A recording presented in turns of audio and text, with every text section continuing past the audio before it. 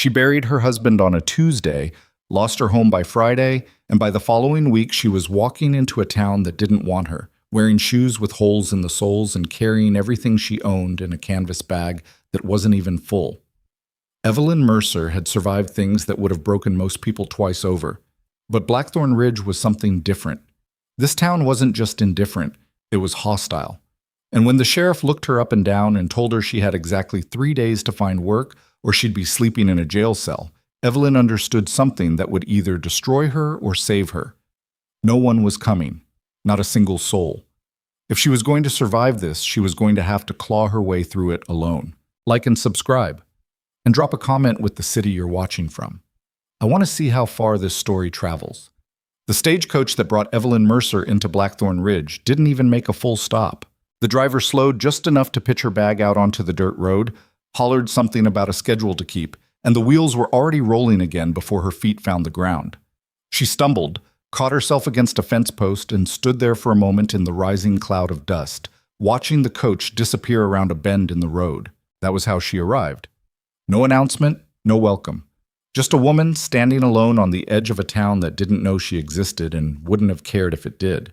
Blackthorn Ridge sat in the shallow bowl of a valley between two ridges of pale, sun-bleached rock. From a distance, it looked almost inviting. A church steeple, a row of storefronts, smoke coming from chimneys. Up close, it was harder and meaner. The main street was unpaved and deep in summer dust. The buildings that faced each other across that wide dirt corridor wore the weathered, grudging look of things that had endured too many seasons without enough care. There were maybe 400 people living in and around the town, enough to sustain a certain kind of social order, and that order, Evelyn would learn, had very fixed ideas about who belonged and who didn't. She picked up her bag and walked in. The first thing she noticed was that people looked at her and looked away. Not quickly, not with embarrassment. They looked at her the way you look at a stray dog that's wandered into your yard, long enough to make an assessment, then deliberate in their dismissal. A woman in a green dress outside the millinery glanced up from her conversation, took in the worn coat, the thin face, the bag that wasn't full, and turned back to her friend without a word. Two men outside the land office watched her walk past with the flat, measuring stare of men who had already made up their minds. Evelyn kept her chin level and kept walking. She was 34 years old. She had been married for 11 years to a man named Daniel Mercer, who had been decent enough when he was sober and who had died of a fever in March, leaving behind a rented house, 3 months of back payments on that house, and debts that the landlord had been happy to collect in the form of every piece of furniture and every cooking pot and every blanket they owned. She had left with what she could carry. She had no family left who would take her in. Her mother had died the winter before. Her brother was somewhere out west and hadn't written in 2 years. She had made it as far as Blackthorn Ridge on the last of the money from selling her wedding ring, which had gotten her exactly far enough to be stranded. She needed work. That was all. Not charity. Work. She had 2 hands and she knew how to use them. The general store was her first stop. The man behind the counter was in his 50s, thick through the middle, with a neat gray beard and the look of a man accustomed to small authority. He was stacking tins on a shelf when she came in, and he didn't turn around right away. "Be with you in a moment," he said. "I'm not here to buy anything," Evelyn said. "I'm looking for work. Any kind. Stocking shelves, sweeping, anything you might need." He turned around then, looked at her the same way the woman outside the millinery had looked at her, but slower. "Work," he said. "Yes, sir." "You from around here?" "No, sir. I just arrived." "Where from?" "Harlan County. Before that, further east." He was quiet for a moment, studying her with the careful skepticism of a man pricing something at auction. Then he shook his head. "I got my wife and my daughter to help in the store. I don't need anyone else. I'm a hard worker. I said I don't need anyone." His voice wasn't angry. It was simply final, in the way that a door closing is final. "You'd best move along." She moved along. She tried the bakery next, and then the laundry, and then a large house on the eastern end of the street where a sign near the gate advertised for domestic help. That last one went worst. A woman in a yellow dress answered the door, looked at Evelyn for approximately 4 seconds, and said, "We've filled the position," and closed the door before Evelyn could speak a single word. The sign was still in the window. She stood on the front step for a moment, not moving. The sun was well up now, and the heat of the day was starting to settle. That flat, pressing heat of high summer on the frontier that sat on your shoulders like a weight. She was hungry. She'd eaten the last of her biscuits on the stagecoach the previous morning, and before that she'd been eating sparingly for 3 days to make the food last. She was tired in that deep way that goes beyond the body and gets into something else. The kind of tired that makes you wonder quietly whether any of this is worth the effort of continuing. She told that thought to be quiet and walked back toward the main street. She tried 4 more businesses over the next 2 hours. A dress shop, a hardware store, a man who ran a hauling operation out of a warehouse near the edge of town, a woman who had posted a notice in the window of the post office looking for someone to help care for an elderly mother. Every single one of them said no. Not all of them were rude about it. The man at the hauling operation was almost apologetic. He told her he didn't have steady enough work to take anyone on, and she almost believed him. But the others had that same quality the storekeeper had shown her. Not cruelty exactly, but a kind of comfortable indifference. She was a stranger with no connections and no references and no obvious reason to be trusted, and in a small town that was reason enough to turn her away. She was sitting on a bench outside the post office, trying to think, when Sheriff Dale Pruitt found her. He was a lean man, taller than average, with a weathered face and a mustache that had gone mostly gray. He wore his badge the way some men wore it. Not like an ornament, but like a fact. Something simply and unarguably true about him. He sat down on the far end of the bench without being asked, pulled off his hat, and looked at her with a directness that was oddly less offensive than the sidelong assessments she'd been getting all morning. "You the woman who came in on the morning stage?" he asked. "Yes." "Evelyn Mercer?" She glanced at him. "You know my name." "Granger over at the stage office keeps records." He turned his hat in his hands slowly. "You've been making the rounds this morning." "I've been looking for work." "I know. I've had 3 people tell me." He said it without judgment, but he said it. 3 people had noticed her enough to mention her to the sheriff. She wasn't sure if that was better or worse than being invisible.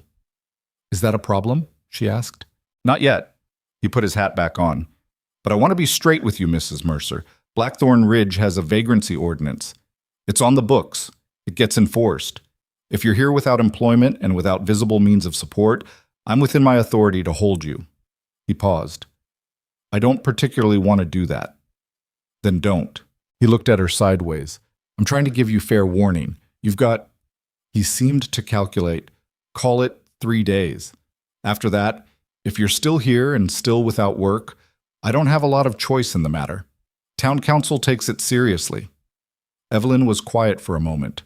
A wagon rolled past in the street, raising dust. A child ran across the road and a woman called after him from a doorway. 3 days, she said. 3 days. She turned and looked at him directly. "And you're telling me this out of the goodness of your heart?" He met her gaze without flinching. "I'm telling you because I've seen women in your situation end up in worse ones, and I don't have the stomach for it.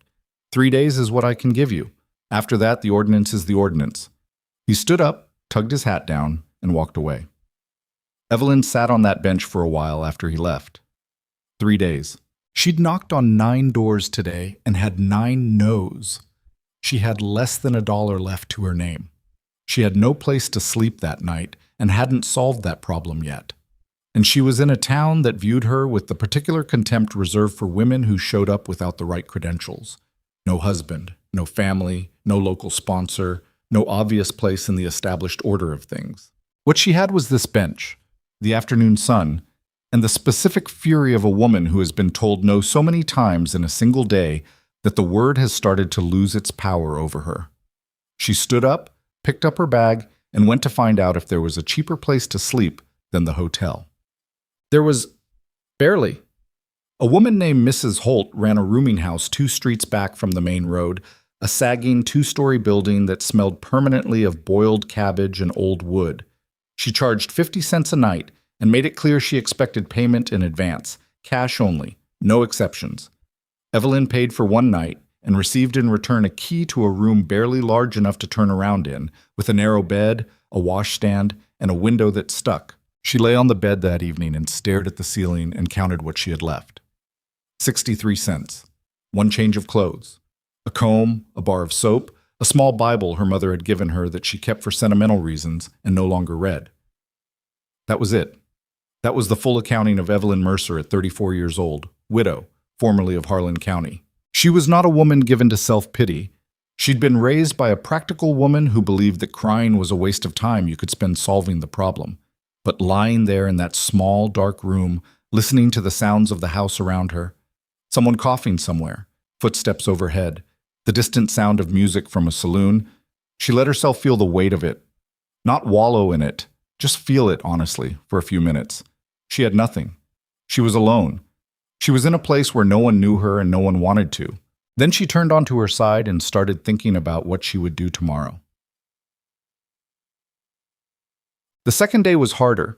She'd been strategic in her choices the previous day, the larger, more obvious businesses. Now she was working through the smaller ones, the places less likely to turn her away on principle. A seamstress who worked out of her home, a man who owned a small printing operation that produced the weekly newspaper, a family who ran a boarding stable on the south side of town. The seamstress was kind about it, at least. She said she was sorry, that she genuinely couldn't afford to pay anyone, that if things were different, she would. Evelyn believed her. The printer was less kind. He looked her over and said, "I need someone who can set type and operate a press. Can you do that?"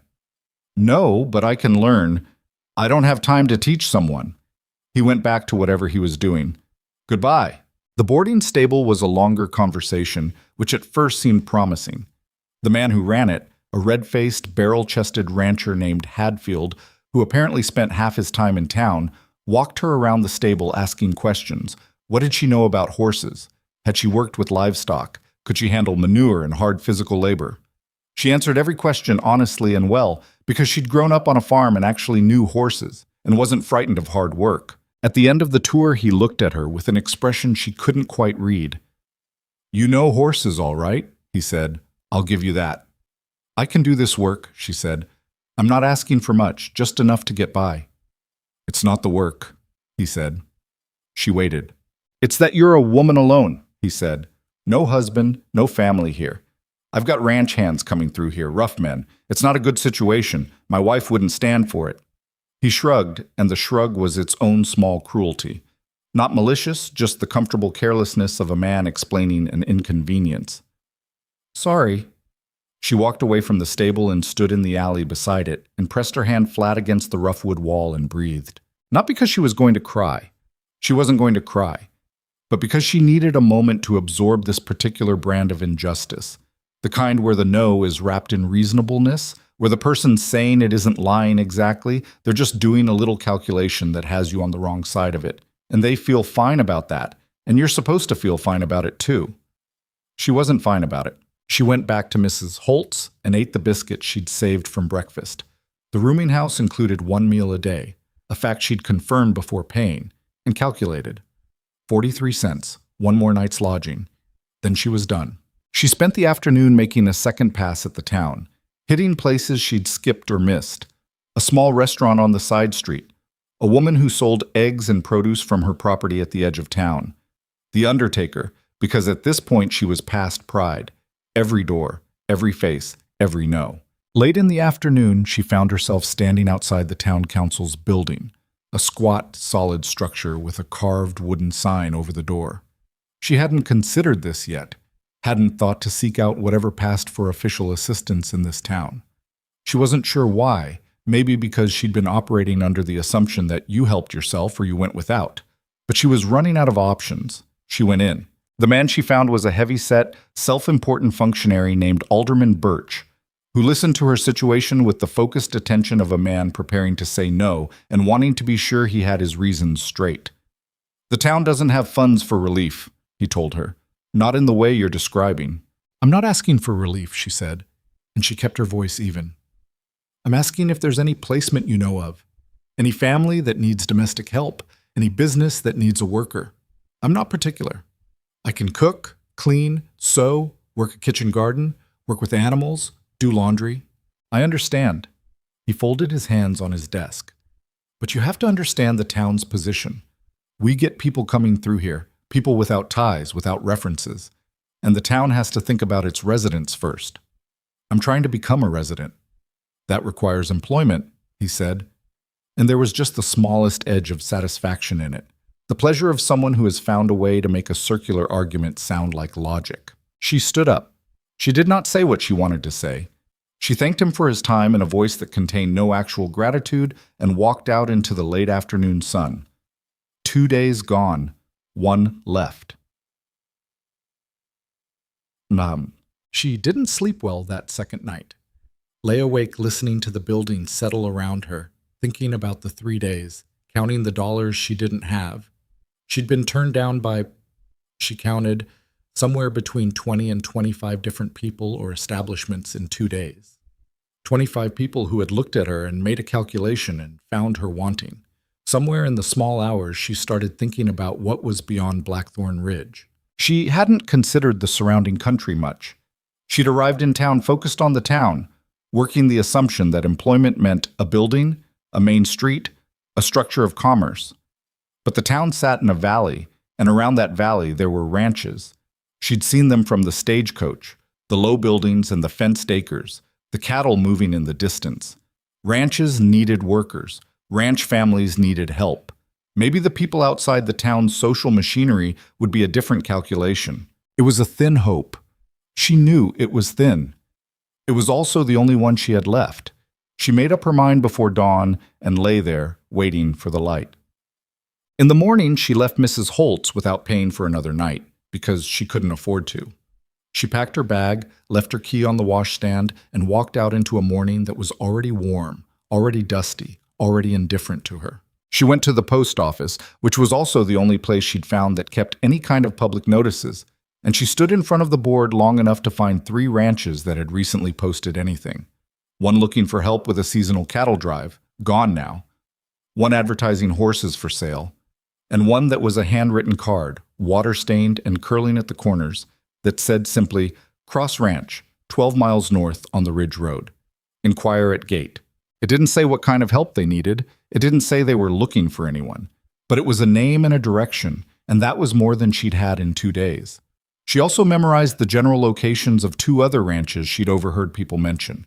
The Hadfield operation she'd already been to, which was no good, but also a place called the Darvell property and something called Merritt's Run. She'd try all of them if she had to.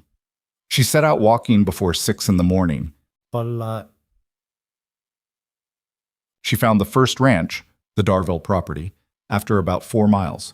The man who came to the gate was somewhere in his 60s and moved like his joints hurt. He listened to her explanation with his head tilted, looking off somewhere to the side of her face the way people do when they're waiting for you to stop talking. My daughter-in-law does the house, he said when she finished. She don't want help. Thinks it means she can't manage.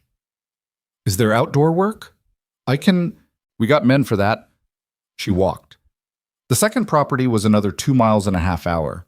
This one had women in it. A ranch wife and 2 daughters who came out onto the porch to look at her. She made her case as clearly and concisely as she could. The ranch wife, a compact, dark-haired woman, studied her for a long time. We had a girl for a while, the woman said. Didn't work out. A pause. Where are you from? Evelyn told her. You got family here? No, ma'am. The woman exchanged a look with her older daughter that Evelyn recognized, a look she'd been receiving in various forms for 2 days. I'm sorry, the woman said, not unkindly. We manage fine on our own. 12 miles total to reach the Cross property. The road climbed after the second ranch, pressing up against the line of pale rock before curving north and dropping into a narrower valley. It was past midday by now, and the heat was full and relentless, that specific dry heat that pulls the moisture out of you steadily without you quite realizing how much it's taking. She'd been walking since early morning on biscuit and water and the particular fuel of someone who has no other option. She saw the gate from a quarter-mile away, a wooden arch, one side listing slightly, the name Cross burned into the crossbeam in letters that had weathered over the years to something almost decorative. Beyond the gate, the road cut through a long stretch of open land toward a collection of buildings. A main house, a barn, what looked like a bunkhouse, various outbuildings in varying states of repair. She could see even from this distance that the place had been let go. Not abandoned, it was clearly working land. There were cattle visible in the distance, horses in the near pasture, but neglected in the way of a place where something has gone wrong and no one has quite gotten around to fixing things. A section of fence near the gate was down. The main house needed whitewash. The barn door was hanging off one hinge. She pushed open the gate and walked through. She made it about halfway to the house before her legs started to do something they hadn't been doing all day. They had been reliable legs up to that point. She'd been walking for hours, and they'd been carrying her and complaining about it the way legs will, but continuing to work. Now something was happening that was more fundamental than tired. A kind of slow withdrawal of cooperation, a categorical refusal that started in her knees and worked outward. She was about to decide that she would just sit down for a moment on the road when the house came up faster than she expected, or she moved toward it faster than she was aware of, and then she was at the foot of the porch steps. And there were steps there, and the question of whether to climb them was briefly a very large and complicated question.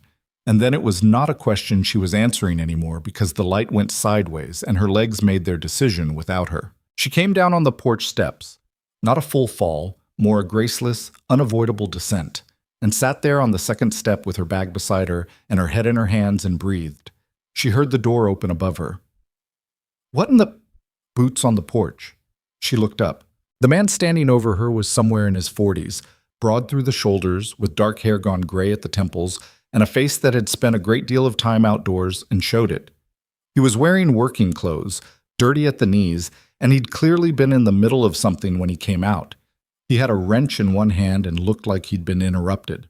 He was staring at her with an expression that cycled rapidly through surprise, confusion, and something that might have been concern if concern had been immediately surrounded and somewhat suppressed by wariness. "You all right?" he said. "I'm fine," she said.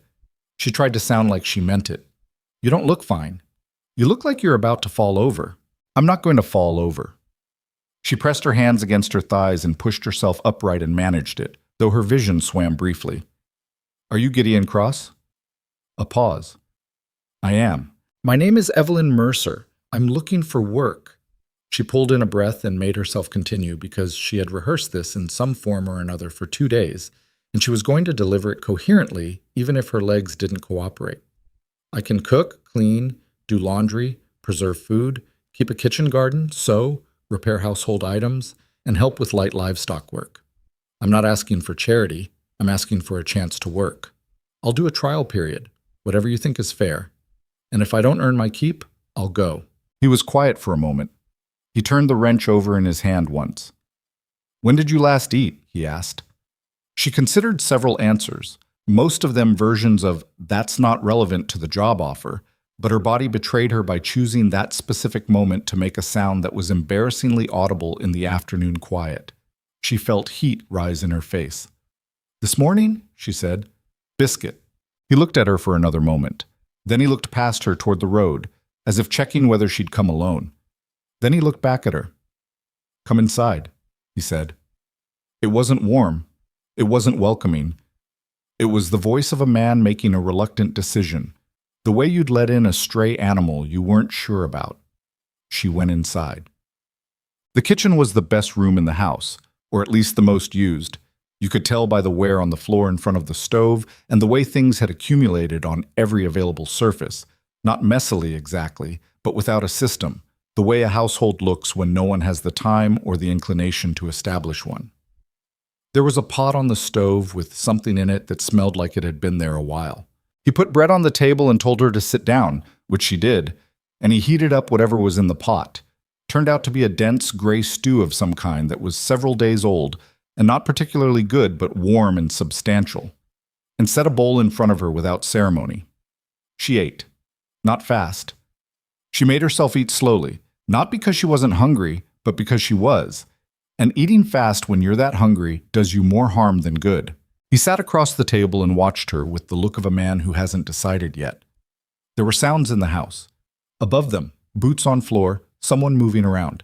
Then feet on stairs, and 2 boys came into the kitchen and stopped short when they saw her. The older one was maybe 15 or 16, dark-haired like his father, with the kind of self-conscious, watchful expression boys get at that age when they're not sure how to carry themselves yet. The younger one was perhaps 10 or 11, and he stared at her with the frank, unguarded curiosity of a child who hasn't learned yet to pretend not to look.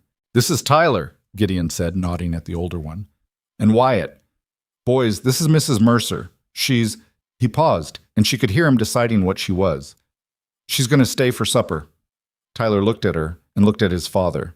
He didn't say anything, but something moved in his expression. A quick calculation, private and guarded. "Hello?" Wyatt said. Just that, direct and uncomplicated. "Hello," Evelyn said. She finished the stew. She drank the water he'd put in front of her. She sat quietly at the table and listened to the sounds of the kitchen. Wyatt asking his father something about the fence line. Tyler moving behind her to get something from a shelf, the stove ticking as it cooled. And she thought, one more no, and this is over. One more no, and there's nowhere left to go. The question was whether Gideon Cross was about to be that last no, or whether something else entirely had just begun. When she looked up from the empty bowl, he was still watching her. "You said a trial period," he said. "That's right." 1 week, he said. "You work, you earn your room and meals. At the end of the week, we'll see." He said it flatly, the way a man states a business arrangement. No warmth in it, no invitation, just the hard practical decision of a man who had a broken door on his barn and a house running without order and 2 boys who had been eating gray stew for who knew how long. 1 week, she said. "Fair." Neither of them offered a hand to shake. It wasn't that kind of agreement. It was more fragile than a handshake, more provisional, more loaded with things that hadn't been said. But it was a yes. In 2 days of nothing but closed doors and turned backs, it was the first yes anyone in this part of the world had given Evelyn Mercer. She looked down at the empty bowl and tried not to let him see what that meant to her. She didn't entirely succeed. She slept that first night in a small room off the kitchen that had probably been used for storage. There was still a shelf along one wall with old canning jars on it, and the single window looked out onto the side of the barn. The bed was a cot with a thin mattress and a blanket that smelled like cedar and dust. Evelyn lay down on it fully dressed and was asleep before she'd finished the thought she'd started. She woke before 5. The house was still dark and quiet. She lay still for a moment, orienting herself. The smell of the place, the sounds, the particular quality of the silence before a working household comes to life. Then she got up, found the kitchen by memory and the gray pre-dawn light coming through the window, and started a fire in the stove. While the stove heated, she went through the kitchen methodically. Flour bin, half full. Lard, a crock of it, enough. Salt, baking powder, a small tin of sugar. Eggs, she'd need to check the coop for those. Coffee, yes, almost a full bag. Dried beans, a side of salt pork hanging in the cold pantry off the back hall, which also held some root vegetables that were past their best but still usable, some preserved peaches, and a wheel of hard cheese. It wasn't much. It was enough to work with. She made biscuits from scratch, started a pot of coffee, cut and fried salt pork, and had everything on the table when she heard feet on the stairs. Wyatt came in first. He stopped dead in the kitchen doorway, staring at the table with an expression of pure, uncomplicated surprise. "You made biscuits," he said. "I did." "We don't usually have biscuits." "What do you usually have?" He thought about it. "Pa makes cornmeal mush, sometimes." A pause. "Sometimes we just have the mush cold from the night before." Evelyn set a plate in front of him and told him to eat before it got cold. Gideon came in 10 minutes later. He stopped in the doorway the same way his son had, and he had the same look, though he covered it faster. He poured himself coffee, sat down, and ate without saying much. Tyler came in last, already dressed for work, and sat at the far end of the table and ate with the careful, contained energy of a boy who was watching everything but pretending not to. When the plates were mostly clear, Gideon said, "You didn't have to do all this." "I was up early," Evelyn said. "It didn't make sense not to." He looked at her over his coffee cup. "The arrangement is room and meals." "I know what the arrangement is." He held her gaze for a moment, then looked away. She couldn't tell if he was annoyed or something else. She didn't push it. After breakfast, she did the dishes, then walked the property. She needed to understand what she was working with, what the actual state of things was. She'd seen the surface last night, the general disorder, the neglect. Walking the place in full morning light, she started to understand the depth of it. The barn needed not just the door rehung, but several boards replaced along the south wall, where they'd rotted through at the bottom. The kitchen garden, which sat on the east side of the house behind a low fence, had gone to weeds. She could see the remnants of what had been planted, tomatoes and squash mostly, but they were strangled with growth and hadn't been tended in weeks at minimum. The chicken coop had 6 hens in it, which was enough for eggs, but the coop itself was dirty and needed mucking out badly. The main house needed cleaning in a thorough, structural way. Not just surface tidying, but the deep kind that takes a full day and sometimes 2, the kind that gets into corners and behind furniture and addresses the things that accumulate when no one is paying attention to them. This was a house where no one was paying attention. She collected the eggs, 7 of them, which was good, and went back inside to start on the kitchen. She wasn't there to transform anything.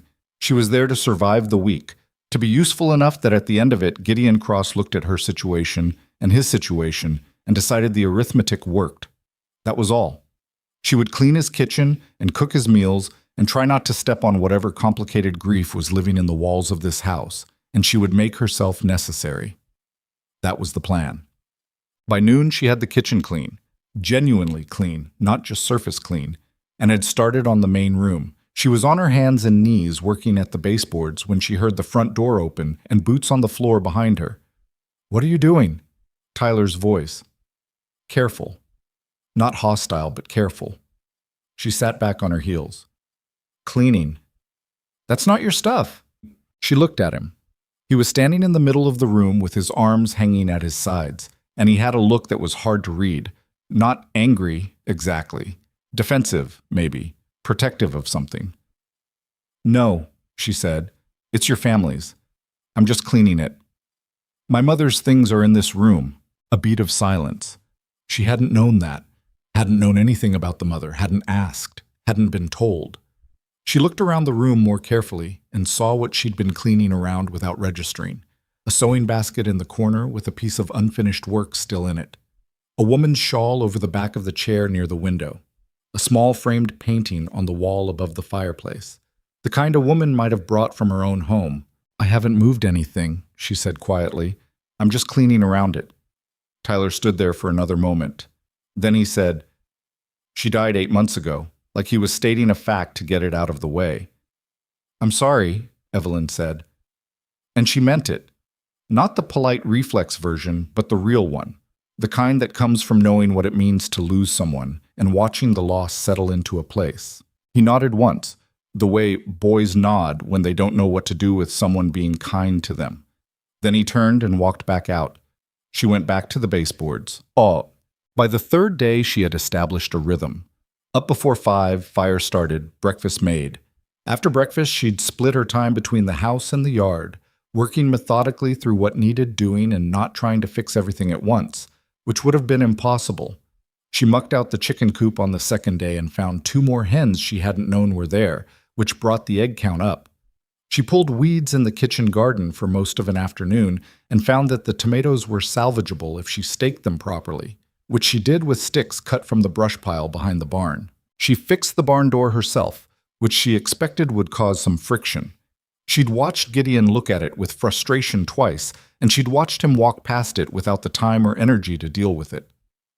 On the 3rd morning, she found the necessary tools in the barn, reset the hinge pins, and had the door hanging right before he came in for the midday meal. He saw it. He stood in the yard and looked at it for a moment.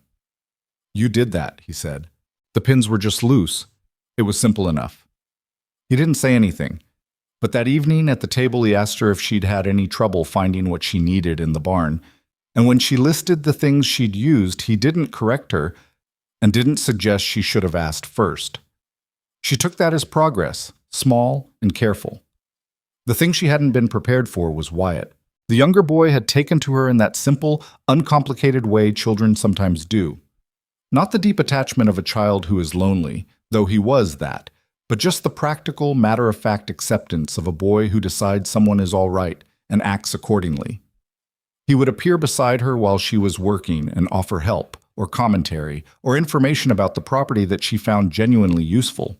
"The well on the east side is better than the one by the barn," he told her on the 2nd morning. "The barn one goes brown sometimes." "Good to know," she said. "Thank you."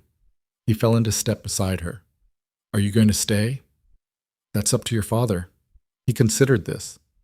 He needs someone. He just doesn't like needing things. A pause. Tyler doesn't think you'll last. She glanced down at him. What do you think? I think you fixed the barn door, he said, as if this settled the question. Tyler was harder. Not openly hostile. He was too controlled for that, too careful in the way of a boy who had learned to keep himself contained. But there was a wall to him, and she understood it well enough not to push. He answered when spoken to. He did his work. He watched her with those careful eyes that were so like his father's and said very little. He was protecting something. She wasn't sure yet whether it was his father or his mother's memory or himself. On the 5th day, she made a mistake.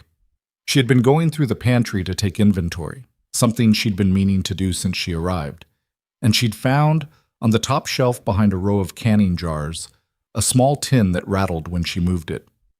She'd opened it without thinking, the way you open things when you're doing inventory, and found that it contained a handful of buttons, a folded piece of paper, and a small lock of hair tied with a piece of blue ribbon. She closed the tin immediately and put it back exactly where she'd found it. She told herself that was the end of it. She went back to her inventory. That afternoon, Gideon came in early from the fence line. He was in a worse mood than usual. Something had gone wrong out there. She didn't know what. She'd heard him and Tyler talking in terse, clipped sentences in the yard before they came in. She'd had dinner ready, which helped, but the mood at the table was tight and quiet. After the boys went to do evening chores, Gideon sat at the table with his coffee and she cleaned up around him. She was trying to decide whether to say anything about the tin, whether not saying anything was a problem or whether saying something was worse, when he said, without looking up, "You went through the pantry today." "I did. I was taking inventory." She turned from the counter. "I found the tin on the top shelf. I opened it before I realized what it was. I closed it and put it back." He looked at her then. There was something in his face that wasn't quite anger, something rawer than anger. "That was Ruth's," he said. "I know. I'm sorry. I shouldn't have opened it without asking." A silence. Outside, the sound of Wyatt's voice carrying from the barn, something he was saying to the horses. "She used to save things," Gideon said. He didn't seem to be talking to Evelyn exactly, more like the words were just finding their way out. Small things, buttons that fell off coats, bits of ribbon, things the boys made. He turned his coffee cup. "I keep thinking I'll do something with it, find a box or something proper." A pause. "Haven't done it." "You don't have to do it yet," she said. He looked at her like she'd said something unexpected. "You don't have to do everything at once," she said. "Some things wait until you're ready." He was quiet for a long time. Then he said, "You cook better than she did," and immediately looked like he hadn't meant to say it, like it had come out sideways, something private leaking through a crack. She didn't make anything of it. She made biscuits? Cornbread mostly. She didn't like biscuits, said they were too much trouble. Something shifted in his face, almost a memory of something lighter. Wyatt used to argue with her about it. He wanted biscuits every morning. She thought he was ridiculous. "He likes them," Evelyn said. "He likes them," Gideon agreed. It wasn't warmth exactly. It was two people sitting with a subject that could have been difficult and finding that it wasn't, quite. She turned back to the dishes, and he sat with his coffee, and they didn't say anything else, but something had changed in the room. Some pressure released slightly, some held breath let out. The 1-week mark fell on a Thursday. She had been counting, of course. Had been aware of it the way you're aware of a deadline when something depends on it. She'd done everything she could think of.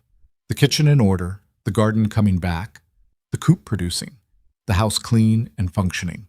She'd repaired 2 additional things in the barn, mended the curtains in the main room which had developed a tear, and had been feeding the family 3 actual meals a day instead of whatever constituted meals before she arrived. She didn't know if it was enough. She genuinely didn't know. Gideon Cross was not a man who signaled much. She'd been watching him for a week, and she still couldn't reliably read him. That morning at breakfast, after the boys went out, he sat at the table and said, "The week's up." "I know," she said. She stayed at the counter. She didn't turn around immediately because she was going to hear this with her back straight, regardless of what it was, and it was easier to manage that without looking at him. "I want to talk to you about staying on." She turned then. He was looking at the table, not at her. His hands were around his coffee cup, and he was turning it slowly, which she'd started to recognize as a habit of his when he was working through something. "The boys need a steadier situation than what we've had," he said. "I know that. I've known it for a while." He looked up. "I can't pay you much right now. The ranch is behind. I'm not going to tell you things are better than they are." "I understand that," she said. "The agreement would be room and meals, plus what I can manage when the cattle sell in the fall. I can't promise a number. I can promise it's fair." She looked at him across the kitchen. He was tired.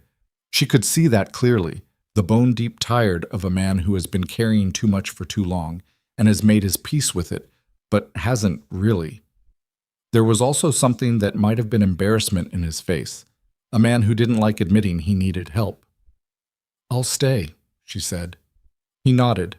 No ceremony to it. "There's one thing," she said. He waited.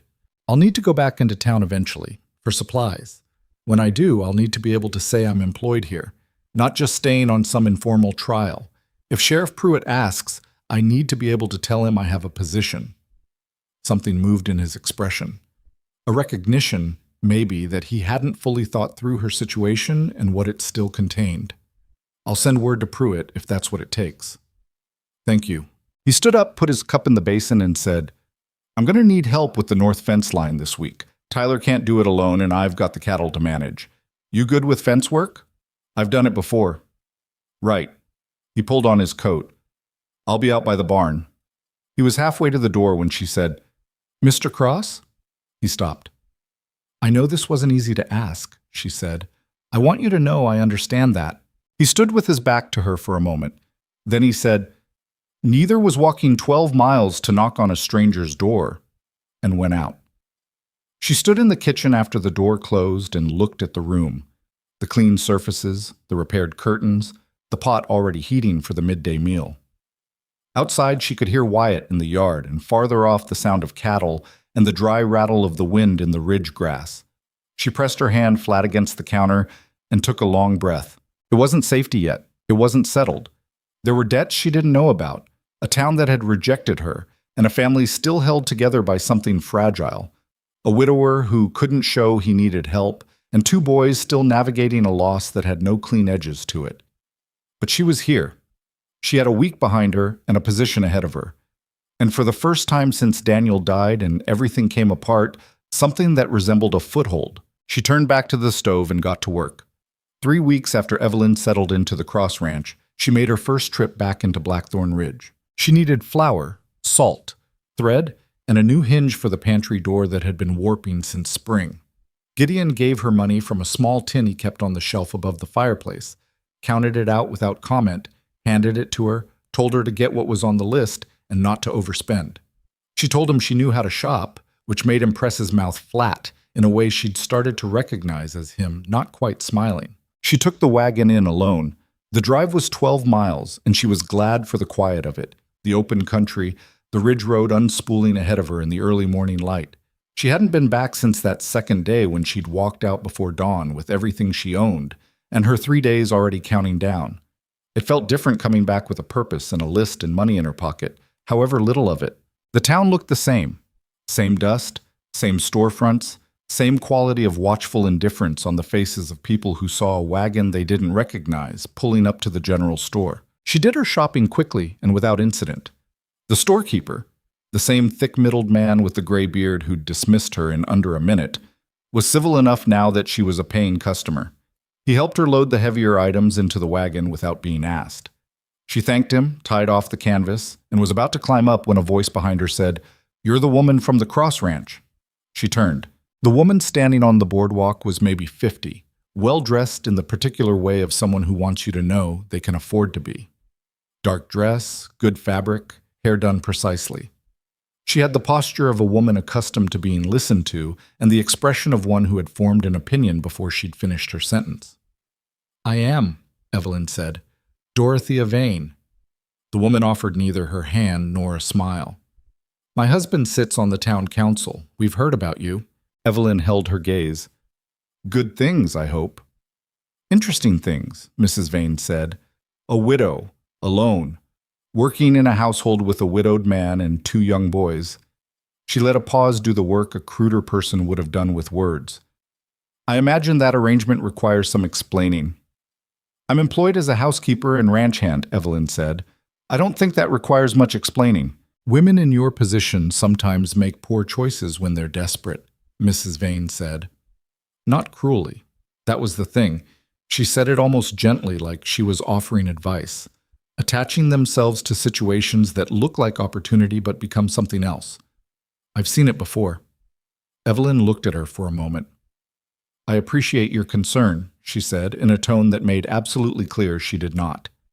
Good morning, Mrs. Vane. She climbed up, took the reins, and drove out of town. She didn't tell Gideon about the exchange when she got back. It didn't seem like something that required a report. It was one woman, one conversation, the ordinary friction of a small town encountering someone who didn't fit its categories. She'd handled worse. She would later understand that this was where she miscalculated. Dorothea Vane was not a woman who had a single conversation and moved on. Evelyn pieced this together over the following weeks, not from any single piece of information, but from the accumulation of small things. A mention Gideon made one evening of a conversation he'd had at the feed store, where someone had asked him pointed questions about his household arrangements. Tyler coming home from town, he went in occasionally with Gideon for supplies, with a tight, closed-off expression and something he didn't want to talk about. A letter that arrived and sat unopened on the table for 2 days before Gideon finally read it, and which left him staring at the wall for an hour afterward. She asked him about the letter on the 3rd day. He looked at it like it had offended him. Alderman Birch, asking me to come in and discuss my... He paused, reading the word from memory. Domestic situation, as he puts it. When? He wants me there Friday. He tossed the letter onto the table. I told you the town was like this. You didn't tell me anything, she said.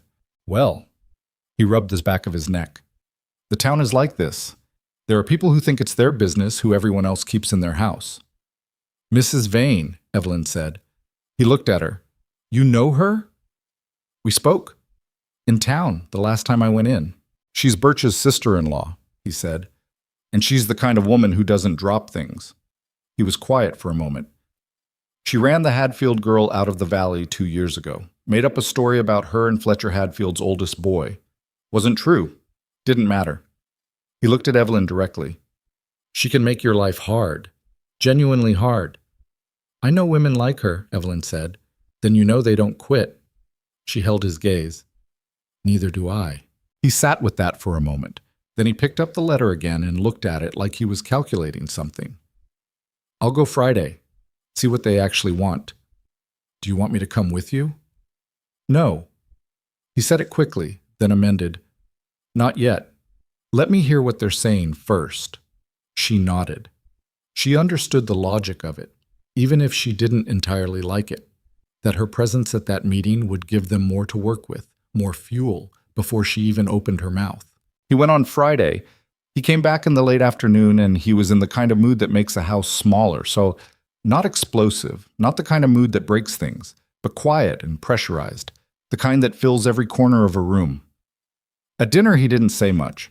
After the boys went out, he sat at the table and Evelyn poured him coffee and waited. Birch wants to formalize it, Gideon said. Told me my arrangement with you is irregular. That word, irregular. Like there's a correct way to hire someone to keep your house. He drank his coffee. Vane was there, which she wasn't supposed to be. It was supposed to be a council meeting, but she was sitting in the back. Her and 2 other women from her, he seemed to search for the right word, her circle. What did they say exactly? That a single woman living on a ranch with a widower and no proper supervision or structure was indecent. That it set a bad example. That I was putting the boys in a harmful situation. He said the last part with a particular flatness. The flatness of someone repeating words that made them too angry to give them inflection. That I should hire a couple instead, a married couple, if I needed domestic help or otherwise manage on my own. Evelyn set down her own cup carefully. And what did you say? I told them my household was my business. He looked up. Birch said it was the community's business when it affected community standards. That's a direct quote. What does he want from you? A decision, he said. Either I restructure the arrangement, meaning I let you go, or I bring it before the full council for formal review. His jaw worked. He knows I can't afford a couple. He knows a formal review is just a public humiliation dressed up in procedure. Outside, the night had settled fully. Somewhere a coyote called and was answered by another, further off. I expected something like this, Evelyn said. I didn't know it would come from council, but I expected friction. There's friction, Gideon said. And then there's this. What are you going to do? He was quiet long enough that she started to wonder if he'd already decided and was working out how to say it. I'm not letting you go, he said. He said it simply, without drama, the same way he said most things. That's not a decision I'm making, but I need to think about how to handle Birch. She let out a breath she'd been holding without quite realizing it. They'll come at this harder, she said. If you say no and don't give them anything, they'll escalate. I know. I want you to understand that clearly before you decide. They're not going to stop because you tell them it's your business. He looked at her steadily. I said I know. A pause. Are you trying to give me an out?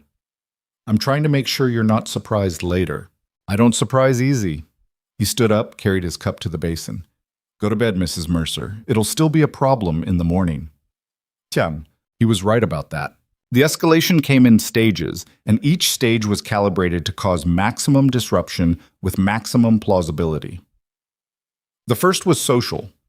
Word passed through the women's network that Blackthorn Ridge had one of those situations, the kind with a lonely widower and a woman of uncertain reputation.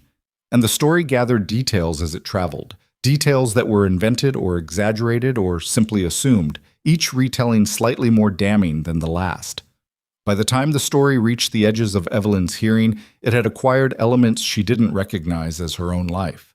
She had pursued Gideon, had manipulated the boys, had made herself indispensable through methods that decent women didn't employ. The second stage was economic. Two of Gideon's cattle buyers, men he'd sold to for years, found reasons to drop out of preliminary discussions for the fall sale. A merchant in town who had been supplying seed on credit quietly declined to extend the arrangement further. Small things, each one explicable on its own, together forming a pattern that was clearly intentional. The third stage was the boys. Tyler came home from a trip into town in late October with a split lip and a silence that was different from his usual silence, denser, more volatile. Evelyn was in the kitchen when he came in. He went past her without a word and up the stairs. She looked at Gideon. He went up after his son. She heard them through the ceiling, not words, just tones. Gideon's voice low and even, Tyler's breaking occasionally through whatever he was holding it to. When Gideon came back down, his face was controlled in the tight, careful way of a man managing something large. There were boys at the hardware store, he said. They said things to Tyler, about you, about the situation. What kind of things? The kind that boys say when they've heard adults talk. She absorbed this. She thought about Tyler's careful watchfulness, the wall she'd been slowly, incrementally making progress through, and what it would do to that progress to have strangers put ugly words in his head about the woman living in his house. Is he all right? He hit two of them, so. Gideon sat down. He's not all right, but he's Tyler. She made a decision then. She went to the foot of the stairs and called up. A long pause. Then feet on the floor, and Tyler appeared at the top of the stairs looking down at her with swollen eyes. Not from crying, she could see that clearly, from the impact of someone else's fist, and a jaw set in the particular way of a teenage boy who has decided to be made of stone. Come down, she said. I'm fine. I know you are. Come down anyway. Another pause. Then he came down. They sat at the kitchen table, the two of them. Gideon stayed in the other room, which she was glad of. What did they say? She asked. It doesn't matter. It matters enough that you hit two people. He looked at the table. They said you were here because you had nowhere else to go and you were after Pa's land. A pause, his voice tightening. And they said other stuff, about why a woman would stay out on a ranch alone with a man. The words sat on the table between them. The first part is partly true, she said. He looked up. I did come here because I had nowhere else to go. I was out of options and out of money, and I walked 12 miles because it was that or nothing. She kept her voice level. That part they got right. The rest of it is something people made up because they needed a story that fit what they already thought about women in my situation. He was quiet. I'm not after your father's land, she said. I'm not after anything except doing my work and keeping myself from going under. And I know you have no particular reason to believe that over what those boys told you, but that's the truth of it. Tyler looked at the table for a long time. Then he said, they've been saying stuff at school too, to Wyatt. That landed harder than anything else he'd said. Has Wyatt said anything to you? She asked. No, you know how he is. He doesn't let things bother him the same way. A pause. But I can see it's getting to him.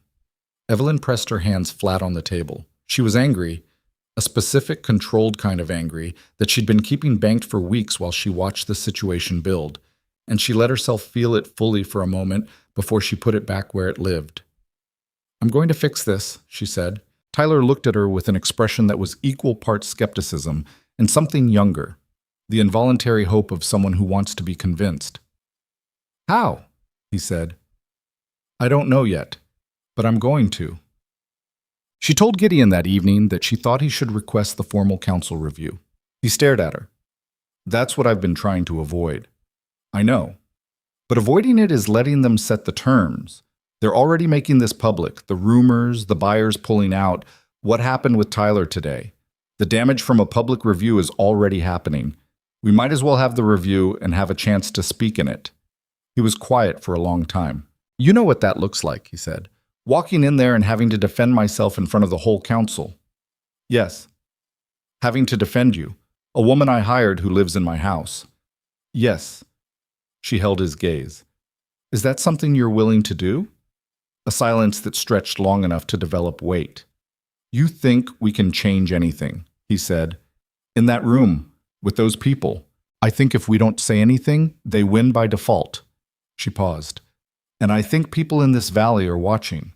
The other ranchers who've been squeezed by the same buyers, the merchants who are tired of the Birch family running credit like a power game. They're watching to see if someone stands up. That's a lot to build on, he said. It's what we have. He turned toward the window. Outside the night was clear and cold, the first real cold of the season settling in across the ridge. I'll request the review, he said finally, but I want it understood. I'm not going in there to apologize. Not for you being here. Not for any of it. I'm not asking you to apologize, she said. I'm asking you to stand up and say what's true. He turned back from the window. There was something in his face she hadn't seen before. Not quite resolve, or not only that. Something harder to name. The look of a man who has been grinding himself down for 8 months, managing loss and keeping himself together and making do, and who has just reached the point where he decides that making do isn't enough anymore. All right, he said, set it up. She wrote the letter to Alderman Birch's office that night, requesting a formal date for the council's review. She kept it simple and factual. She sealed it and set it by the door for the morning. Then she sat for a while at the table after everyone was in bed, listening to the house settle around her, and thought about what they were walking into. She had lived 34 years. She had buried a husband and lost a home and been turned away by 24 strangers in the space of 48 hours. She had rebuilt something here, small and provisional as it was. A clean kitchen, a mended fence, 2 boys who were starting to look at her differently, and a man who had just told her he wasn't going to let her go. The town thought it could take that away from her. She was going to make sure it found out exactly how wrong it was. The letter came back from Birch's office in 4 days. The review was set for the second Friday of November, at 7 in the evening, in the council hall on the main street. Public notice would be posted, as was procedure. Anyone with relevant testimony was welcome to attend. Gideon read it twice and set it on the table without comment. Public notice, Evelyn said, means the whole town knows. He folded the letter. That's what they want. An audience. She'd expected this, had told herself she expected it, but seeing it in writing was different from expecting it. Public notice. The whole town. Every person who had looked at her sideways since she arrived, every woman in Dorothea Vane's circle, every man who'd pulled his business from Gideon's account over the past month. All of them in one room, watching. Then we give them one, she said. He looked at her for a moment. You're not afraid of this. It wasn't quite a question. I'm afraid of it, she said. I just don't have the option of letting that matter. The 2 weeks before the review were the most uncomfortable of Evelyn's time at the ranch, and that was saying something given how the first week had gone. The atmosphere in the valley shifted in a way she could feel without being able to point to any single thing. People she'd begun to know, the Darville's son who sometimes helped Gideon with the cattle, a woman named Prentice who lived on the neighboring property and had been cautiously friendly, pulled back into a careful neutrality. Nobody was hostile. Nobody was exactly warm either. Everyone was waiting to see which way this went before they committed to a side. She understood it. She didn't like it, but she understood it. What she hadn't fully anticipated was how it would affect the boys. Wyatt had been quieter for the past 2 weeks, ever since Tyler had told her the other children were talking. He did his work without complaint, and he still appeared at her elbow while she was doing things, but the easy chatter was gone, replaced by a watchfulness that sat wrong on a 10-year-old's face. One evening, she found him at the kitchen table doing his schoolwork, and she sat down across from him, and without preamble, he said, "Is the council going to make you leave?" She looked at him directly. She was not going to lie to this child. "I don't know what they're going to decide. That's why we're going to the meeting, to say what's true and let them hear it. But they might still decide you have to go." "They might." He was quiet, pressing his pencil against the paper without writing anything. "I don't want you to go," he said. Not dramatically, just plainly, the way he said most things. "I know, Wyatt." "Wyatt?" He looked up. "Tyler says you will anyway. Even if the council says nothing, he says women like you always move on." She absorbed that without showing what it did to her. "What do you think?" He considered it with the seriousness of someone for whom this was a real question, not a rhetorical one. "I think Tyler says things when he's scared that he doesn't actually believe." She reached across the table and pressed her hand over his for a moment. Just that. No words, just the pressure of it. He looked down at her hand and then back at his schoolwork, and she took her hand back and let him work. Tyler himself had said nothing directly to her since the evening they'd talked about the boys in town. She'd watched him carefully, and what she saw was not coldness exactly, but a kind of active avoidance. He wasn't avoiding her presence, but he was avoiding any exchange that might require him to be vulnerable again. She knew the pattern. She'd done it herself, after Daniel. When you've already been hurt, you develop a very specific relationship with anything that might hurt you again. She didn't push him. She let him work through it at whatever pace he was going to work through it at, and she trusted that the work itself, the daily shared life of a household, meals and chores, and the small functional exchanges that build something over time, was doing more than any conversation she could force. 3 days before the review, late afternoon, she was splitting wood behind the barn when Tyler came around the corner. He stopped when he saw her, then kept walking rather than turn back. "I can do that," he said. "I've got it." He stood there for a moment, watching her work. She kept splitting. After a while, he picked up a log and set it on the block, and she stepped back and let him take the axe without making anything of it. They worked side by side for 20 minutes without talking. Then he said, "I told Wyatt you'd leave." "He told me." A pause. The axe came down. "I don't know if I believe it." She set another log on the block for him. "You don't have to decide yet."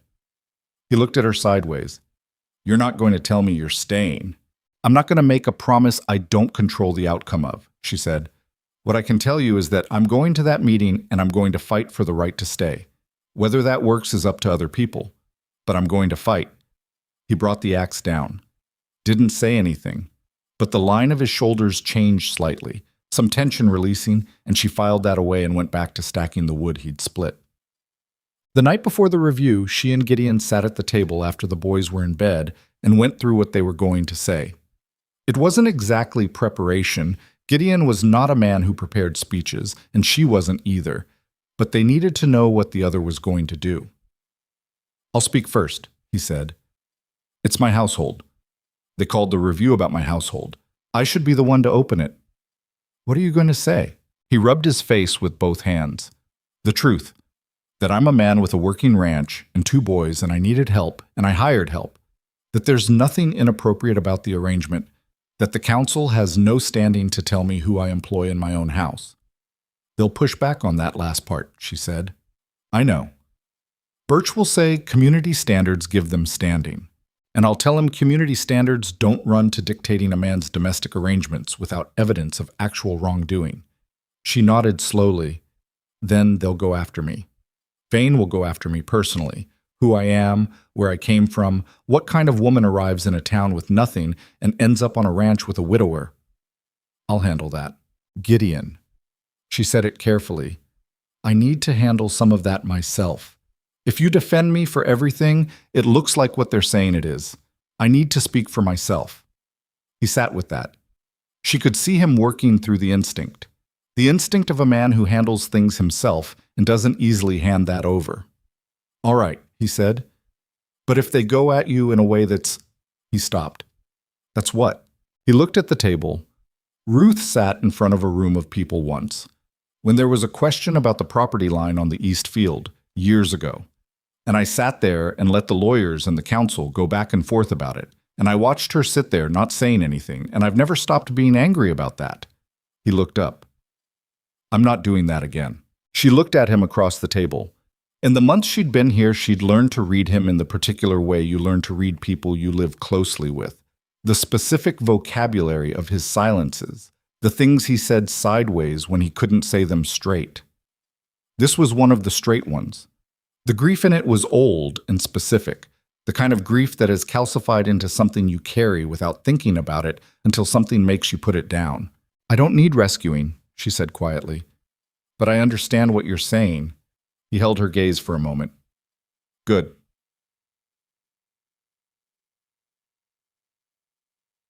The council hall was full. She had expected this, and still the reality of walking through those doors was different from the expectation. Every seat was taken, and people were standing 3 deep along the walls, and the noise of 60 or 70 people in a small room dropped to something lower and more watchful when Gideon came in with Evelyn behind him. She felt every eye in the room find her and make its assessment. She kept her chin level and followed him to the chairs that had been set facing the council table. Birch sat in the center of the council table, flanked by 4 other men. He was as Evelyn remembered him, heavy-set, self-important, with the careful neutrality of a man who has decided on his outcome and is performing objectivity. Dorothea Vane sat in the front row of the audience, in the chair nearest the council table, in a dark blue dress, with 2 women on either side of her. She met Evelyn's eyes when she sat down and held the look long enough to make her point. Sheriff Pruitt was in the back of the room. He wasn't sitting. He was leaning against the wall with his arms folded, watching the proceedings with the particular alertness of a man who isn't sure what the evening is going to require of him. Birch called the meeting to order and explained the purpose of the review in formal language that managed to describe Evelyn's situation in terms that were technically neutral and practically damning. A woman of unknown character, an irregular domestic arrangement, community standards. He was very good at it, at wrapping judgment in procedure so that it looked like concern. Gideon spoke first. He stood up without any of the hesitation or deference that Birch had probably expected, and he spoke in the flat, direct way he spoke when he wasn't going to be argued with. I run a working ranch. I have 2 boys. My wife died 8 months ago. I needed help with the house and the property, and I couldn't find it locally, and a woman came to my door looking for work, and she could do the work, and I hired her. He looked at Birch. That's the entirety of the situation. I don't know what review is required for that. Birch folded his hands. Mr. Cross, the council's concern is the nature of the arrangement. A single woman living in... She lives in the room off the kitchen, Gideon said. My boys are in the house. If you're implying something beyond that, say it plainly, and I'll answer it plainly. A low murmur in the room. Birch's expression tightened. The concern, said one of the other councilmen, a man named Howell, who had a rancher's face and a lawyer's voice, is one of propriety.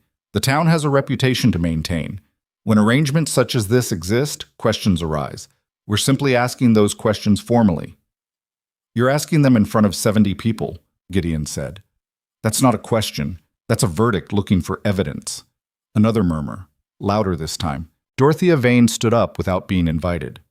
I would like to speak, she said, and she didn't ask it. She stated it, and Birch nodded like she'd done him a favor. Mrs. Mercer, she said, turning to face Evelyn directly, which was its own kind of performance, the intimacy of a personal address in a public forum.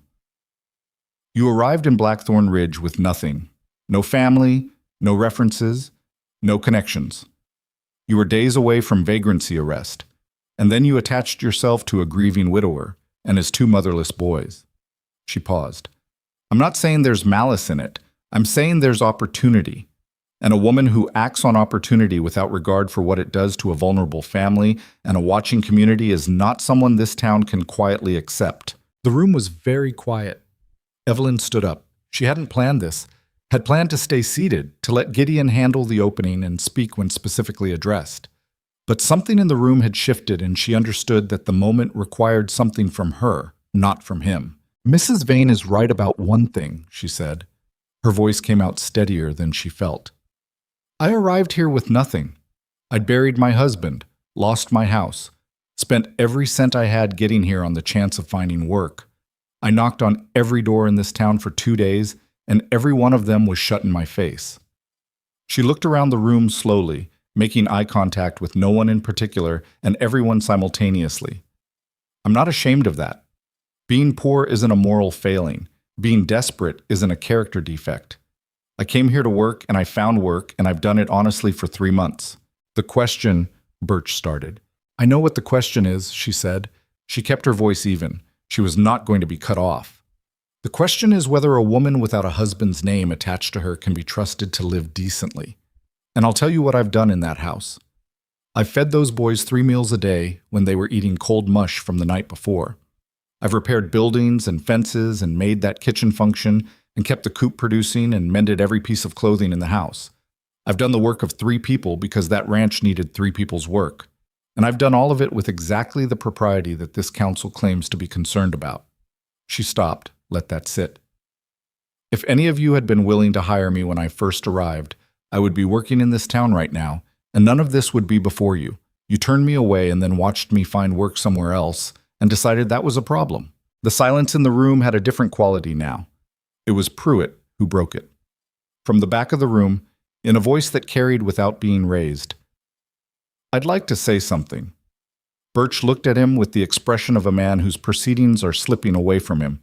Sheriff, it's a public meeting, Pruitt said, and walked forward. He stopped near the front and turned to address the room rather than the council, which was a deliberate choice that Evelyn recognized. I told Mrs. Mercer she had 3 days when she arrived, he said.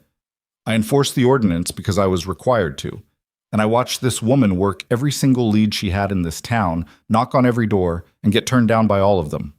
He looked at the council table. Now she found employment on her own, she's doing the work, and you're here asking her to defend herself for it.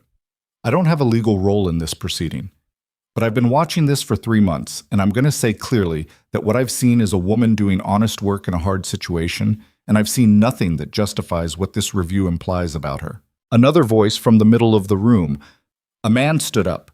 Rancher, mid-50s, someone Evelyn had seen at the feed store but didn't know by name. I sold cattle to Gideon Cross for 6 years, the man said. I pulled out of the fall discussions because I heard things and got nervous. I'm saying now that was a mistake. Those things were rumor, and I shouldn't have let them change a 6-year business relationship. He looked at Gideon. If you're still selling in the spring, I'm still buying. Something moved through the room. The woman Prentice, Evelyn's cautiously friendly neighbor, stood up without looking at anyone in particular. I've been to that ranch twice this fall, she said. Once for a fence dispute with Gideon that we settled over coffee, and once when my younger girl had a fever and I needed to borrow clean cloth for compresses. Both times that house was the most orderly I've seen it in 3 years. She sat back down. Vane turned in her chair, trying to read the room, and Evelyn watched her do it and watched the calculation move across her face. This is not, Birch started. This is exactly what you asked for, Gideon said. You wanted a formal review. You wanted to hear from the community. The community is speaking. Birch looked at his fellow councilman. Howell was staring at the table. The man on Birch's left was watching the room with an expression of someone quietly reconsidering the evening's entertainment. The other two had gone carefully neutral. A third person in the audience stood up. A woman Evelyn didn't recognize, older, with the weathered look of someone who'd been in the valley a long time. I knew Ruth Cross, the woman said, and I'm going to say something Ruth would have said herself if she were here. A house that functions, a family that eats, children who are cared for. That's not a scandal. That's survival. And the people in this room who turned this woman away when she came asking for honest work ought to sit with that before they talk about community standards. The room was buzzing now, and the buzzing was not in Birch's favor. He called for order. He got it, technically, but not the control he'd had at the start of the evening. The room had turned in some fundamental way, the weight of opinion shifting like a tide coming in sideways, gradual and then all at once. What followed was an hour of procedural maneuvering that Birch managed with the skill of a man who has done this before, motioning things to committee, deferring decisions pending further review, framing retreats as processes. It was the machinery of a man who has lost the vote and knows it, and is trying to lose as little face as possible. By the end of the meeting, the review had been officially tabled, which meant nothing definitive had been decided, which meant the council had declined to rule against Gideon and Evelyn without being willing to formally rule for them either. It wasn't a victory, not a clean one, but it wasn't a loss. Walking out of the council hall into the cold November air, Gideon at her side and the noise of the dispersing crowd behind them, Evelyn stood on the boardwalk and breathed. Her hands were shaking slightly, not from fear, she understood, but from the sustained effort of holding herself together for 2 hours in that room, all the things she'd wanted to say and hadn't, all the things she'd said and was now wondering about. "You did well," Gideon said quietly. He was looking at the street, not at her. "We're not done," she said. "No," he agreed, "but we're still here." Pruitt walked past them on his way to his office and nodded without stopping. It wasn't a warm gesture. It was just an acknowledgement, the nod of a man who has said what he thought was true and returned to his ordinary business. Evelyn watched the crowd thin out into the dark street, the small clusters of people moving away in various directions. She saw Vane and her women getting into a carriage, and she watched Vane glance back once before the carriage door closed. And in that glance, she read something she hadn't expected.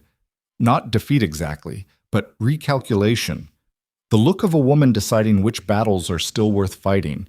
She thought, it's not over with her. It won't be simple. But the people who had spoken tonight, the rancher who'd reclaimed his business relationship, Mrs. Prentice, the older woman who'd known Ruth, Pruitt, in the back of the room, those people were still in the valley.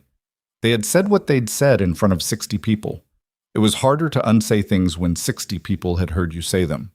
She was still standing there when Gideon said, "Boys are at Prentice's. We should go get them." "Yes," she said. "Let's go get them." They walked to the wagon together in the cold, their breath making brief clouds in the air between them, and neither of them said anything else. But the silence was different from the silence they'd been carrying into that building 2 hours ago. It was the silence of two people who had stood in a difficult place together and were still standing. The council's decision to table the review should have been the end of it. In a fair world, it would have been. But Evelyn had stopped expecting a fair world sometime around the Tuesday she buried her husband, and she was not surprised when Dorothea Vane proved that a woman like her doesn't accept a drawn result. The campaign that followed was smaller and meaner than the public review, the kind of thing that doesn't have a single target you can defend against. A rumor here, a whispered conversation there, a letter that apparently circulated among the women of Vane's circle suggesting that the council had been improperly pressured.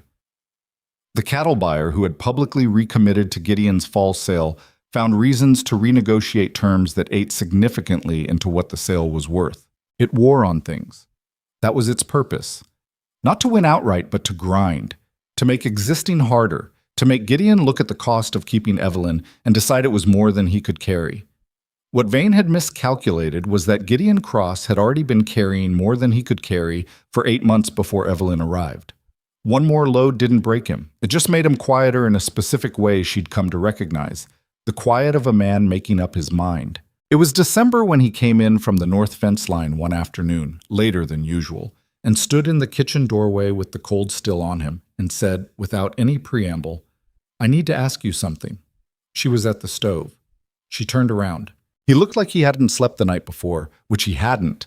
She'd heard him moving around the house at 2 a.m, which he did sometimes, had done it since Ruth died. His hat was in his hands, and he was working the brim the way he did when he was working through something complicated. "Ask," she said. "I've been thinking about this for a while," he said. "And I want to say first that I'm not asking because of the town, or because of Vane, or because of any of it. I want that to be clear." She waited. I'm asking because this is the first time in 8 months that this house has felt like something worth coming back to, he said. And because my boys are better than they were. And because he stopped, started again. Because when I think about you not being here, it's not a practical problem I'm imagining. It's something else. The kitchen was very quiet. Outside, the wind was picking up, that December wind off the ridge that found every gap in the walls. Gideon, she said carefully, I know it's not simple, he said. I know what I am. I'm 44 years old with a broken-down ranch and 2 boys and more debt than I've told you about, and a town full of people who've been making your life difficult since you arrived. He looked at her directly. I know that's not much to offer. You're asking me to marry you, she said. I'm asking if you'd be willing to. She looked at him standing there in the kitchen doorway with his hat in his hands, and she thought about what it would mean to say yes and what it would mean to say no. And she thought about the particular loneliness of her life before this kitchen and these boys and this difficult, decent man who had let her in when he didn't have to. She also thought about what she actually felt, because she was not a woman who made decisions without knowing her own mind. And her own mind, when she examined it honestly, had been telling her something for several months that she'd been keeping firmly in the category of irrelevant. Yes, she said. I'm willing. He let out a breath. Something moved in his face. Not quite relief. Something more complex than relief. The complicated emotion of a man who asked a question he wasn't sure of the answer to and found the answer was better than he'd prepared himself for. All right, he said. He put his hat back on, took it off again. She almost smiled. Gideon. What? That's the part where you come into the kitchen. He came into the kitchen. Ashkot. They told the boys that evening after dinner. Wyatt's response was immediate and physical. He stood up from his chair and for a moment looked like he was going to do something dramatic, then sat back down and gripped the edge of the table and said, Okay? Good. That's good. With the intensity of someone who has been hoping for exactly this and is now trying to manage the fact that it happened. Tyler was harder to read, which was not a surprise. He sat very still and looked at his plate for a long time. Then he looked at Evelyn. You're staying, he said. Not a question exactly, more like a fact he was testing to see if it held. I'm staying, she said. He looked at his father. Something passed between them. The specific, wordless communication of a father and son who have been through hard things together. Okay, Tyler said. He picked up his fork and went back to eating, which meant the conversation was over, which with Tyler meant he was processing it somewhere private and would come back to it in his own time. Under the table, she felt Wyatt's foot kick hers gently, the small secret communication of a child who can't fully express what he wants to say and is finding another way to say it. She pressed her foot back against his and let it stay there. The wedding was small. They did it in the first week of January in the front room of the Cross House with Pruitt as a witness and Mrs. Prentice and her husband as the other 2. Evelyn wore the better of her 2 dresses, which was not very good but was clean and pressed. Gideon wore his good shirt and looked profoundly uncomfortable for the 20 minutes it took, and then looked like himself again immediately after. There was no celebration to speak of. Prentice had brought a pie, which they ate at the kitchen table. Pruitt had a single cup of coffee and shook Gideon's hand and told Evelyn quietly, before he left, that he was glad it had worked out. She thanked him and meant it. Word got around town, as word does. Evelyn expected renewed hostility from Vane's direction and got something she hadn't anticipated instead. Silence. Not peaceful silence, not the silence of acceptance, but the strategic silence of a woman who has looked at the new equation and decided that a wife is a different target than a housekeeper, and the optics of continuing the campaign are no longer in her favor. It was not a change of heart. It was a calculation. Evelyn understood the difference and accepted it anyway, because she had learned something in the past year about choosing which battles still needed fighting and which ones could simply be allowed to run out of fuel. The first year of the marriage was hard in the specific ways she'd known it would be. The ranch was behind, genuinely behind, and Gideon had not overstated the debt. There were lean months where the decisions about what to spend money on were not small decisions. When the barn roof developed a serious problem in February, they patched it themselves with lumber they couldn't really afford and labor that ate 2 weeks of time they needed for other things. When one of the horses threw a shoe and went lame in March, Gideon treated it himself rather than paying the farrier. And it worked out, but it was 4 days of uncertainty they could have done without. She managed the household accounts, which Gideon handed over to her with the relief of a man surrendering something he's bad at. She was not bad at it. She had learned during her marriage to Daniel, a marriage that had been, whatever else, an education in making very little go a long way. How to look at a small number and find the room in it that a less careful eye would miss. She found it here too. She stretched the food budget without stretching it so thin it snapped. She planted the kitchen garden properly in spring and put up enough preserved food in the fall to get them through winter without buying as much. She also went back to work on the ranch itself in a more systematic way. The cross property had land that was being underused, sections of the eastern pasture that had been left fallow because there wasn't enough labor to develop them, potential for expansion that had been sitting idle while the ranch contracted around its losses. She talked to Gideon about it, and those conversations were not always easy. He had strong opinions about his own land, and he didn't always agree with hers. And there were evenings when they went to bed with things unresolved between them, and she lay in the dark reminding herself that disagreement wasn't failure, that two people with their own views were going to have friction, that this was normal, and not the thing it felt like in the dark at midnight. They worked it out. Not cleanly. There was no clean in it, but they worked it out the way people do when they've both decided the other one is worth the difficulty. In the second year, they expanded the herd. Small expansion, carefully calculated, using the proceeds from a better-than-expected fall sale and a loan from the Darvell family, who had been consistent allies since the council meeting, and whose eldest son had been working with Tyler on and off through the previous year. The expansion went well enough that they were able to pay back half the loan by spring. That was the year Tyler turned 17 and started talking about the far pasture in the way a man talks about land he's thinking of as his own future. Gideon heard it before Evelyn did, or heard it differently, with the specific attunement of a father hearing something in his son's voice. One evening he told her about it, and she listened, and they looked at each other across the table with the particular awareness of parents who have realized their child has become something more than a child.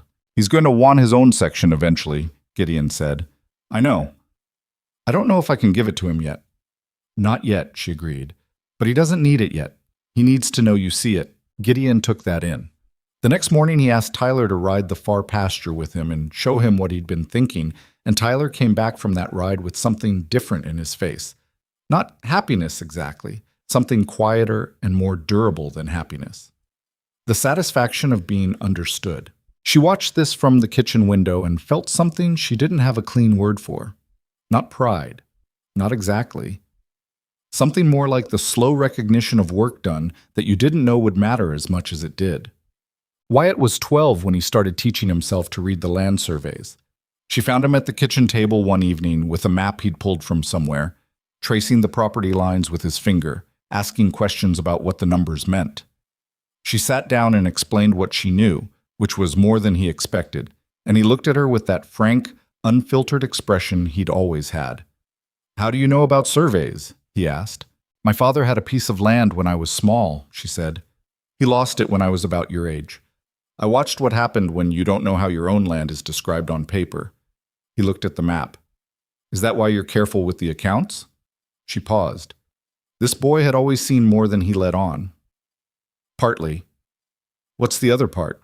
She thought about how to answer that honestly. "Because the people who don't understand numbers usually end up working for the people who do," she said.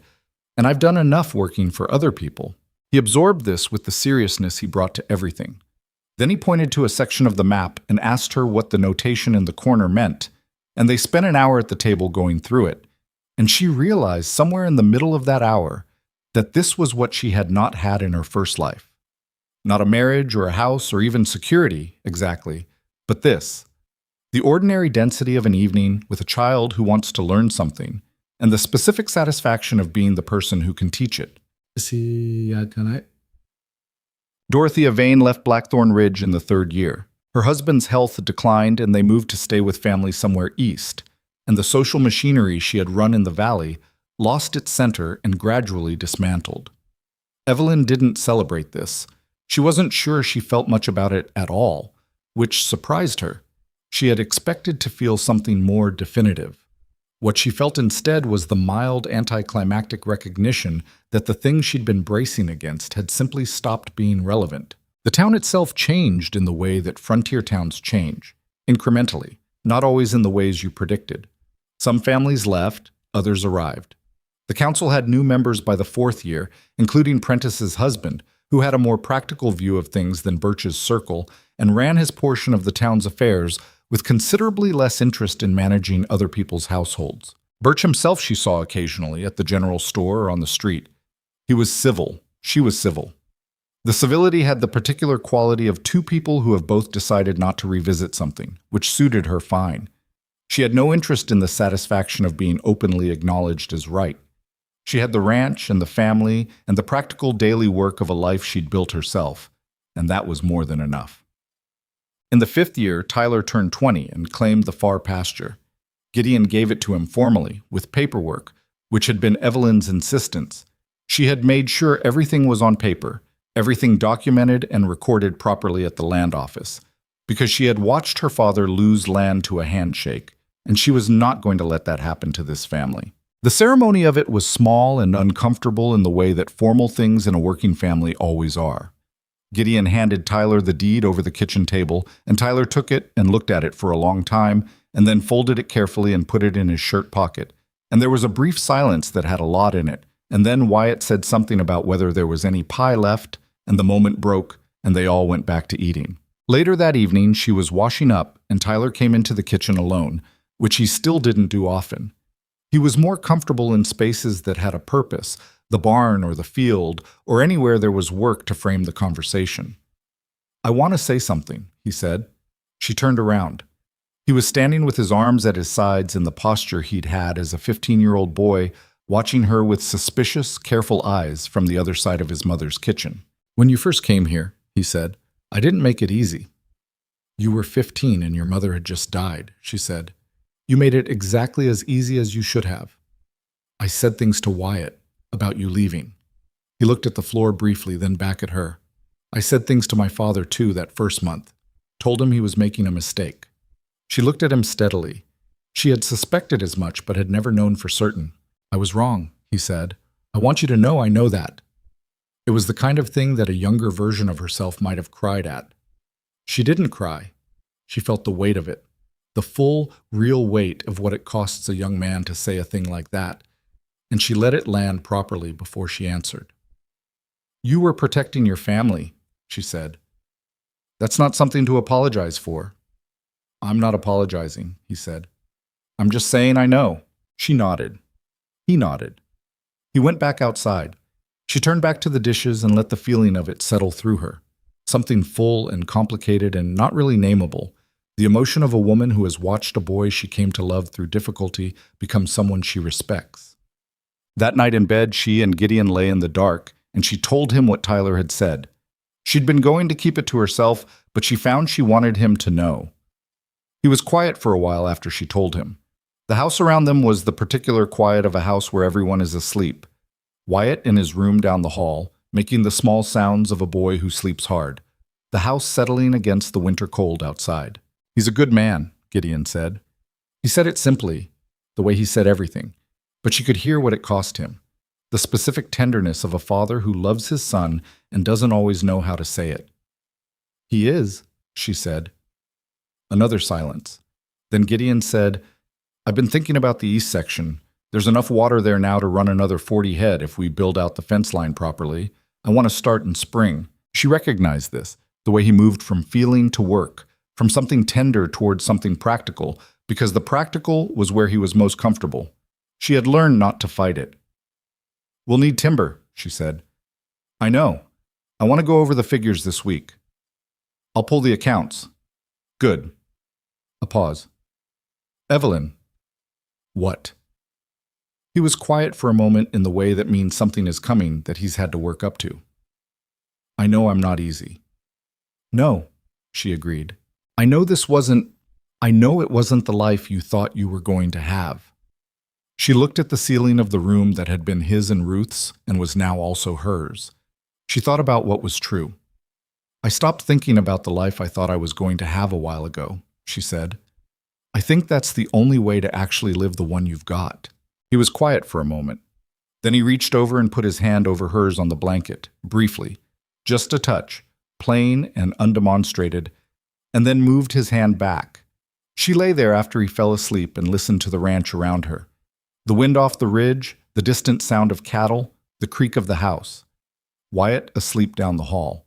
Tyler in the far pasture's small house with his deed folded in his shirt pocket. She had come here with nothing, 63 cents in a canvas bag that wasn't full, and shoes with holes in the soles.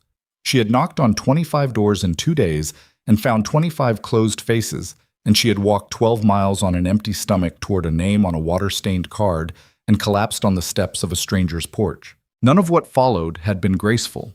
There had been no moment where everything became easy, no threshold she crossed into a better life. There had been work, ordinary and relentless, and mistakes she'd made and things she'd gotten wrong, and months that were genuinely hard in ways that didn't resolve cleanly. There had been a town that tried to tell her she didn't belong, and a council room full of judgment, and a woman in a dark blue dress who'd looked at her situation and found it convenient to call it something shameful. And there had been this, a barn door rehung on a September morning, a bowl of gray stew in a kitchen that needed someone in it, a boy's foot pressing against hers under a table, a man turning his coffee cup in his hands while he tried to find the words for something he'd decided to say. That was what it had come down to. Not a grand turning point, not a single moment of vindication, just the accumulation of small things that had no dramatic weight on their own, but that, held together over time, became something that couldn't be taken away. She had learned, was still learning, would probably always be learning, that belonging is not a thing anyone gives you. The town of Blackthorn Ridge had not given her belonging. Gideon Cross had not given it to her. Even the boys who she loved with a fierceness that still surprised her sometimes had not given it to her. She had made it herself, the way you make anything that lasts, badly at first, with the wrong tools, in conditions that weren't ideal, failing in small ways and continuing anyway. There is a particular kind of woman the world tries to disappear. She arrives at the wrong time, without the right credentials, without someone to speak for her. She makes people uncomfortable because her presence is a reminder that circumstances can turn on anyone, that the line between stability and freefall is not as solid as the people on the comfortable side of it want to believe. And so they find reasons to move her along. They call it standards, they call it propriety, they call it concern. Evelyn Mercer had been that woman. She had stood on the edge of disappearing, not dramatically, not all at once, but in the small incremental way that happens when door after door closes and the resources run down, and the world makes clear that it doesn't have a place for you. She had refused to disappear. That was all. That was the whole of it. She had refused and kept refusing and done the next thing and the next. And at some point, the refusing and the doing had added up to something she was still inside of, something still being built, something that would outlast her. Outside, the wind moved through the ridge grass in the dark. The ranch was quiet. The ranch was hers. She closed her eyes.